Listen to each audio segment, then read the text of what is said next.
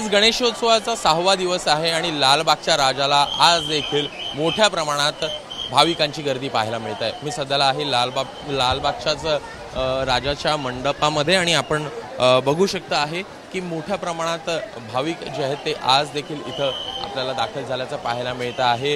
विविध प्रकारचे जे आरास आहे ही देखील फुलांची आपल्याला लालबागच्या राजाच्या चरणी पाहायला मिळत आहे। एकूण पाहायचं तर अनेक राजकीय असेल, अभिनेते असेल, ही मंडळी देखील आपल्याला लालबागच्या राजाच्या दर्शनासाठी येताना पाहायला मिळतात।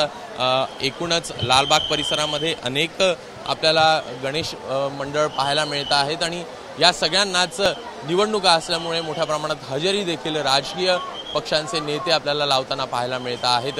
एकूण मागील काही दिवसात जर का पाहायचं तर उद्धव ठाकरे असेल, अमित शहा असेल, मुख्यमंत्री एकनाथ शिंदे असतील, हे देखील आपल्याला लालबागच्या राजाला येताना पाहायला मिळालेले होते। सोबतच अनेक अभिनेते अभिनेत्री या देखील लालबागच्या राजाला गर्दी करतानाचं चित्र दिसतं आहे। एकूणच आज देखील तशाच प्रकारची परिस्थिती आहे।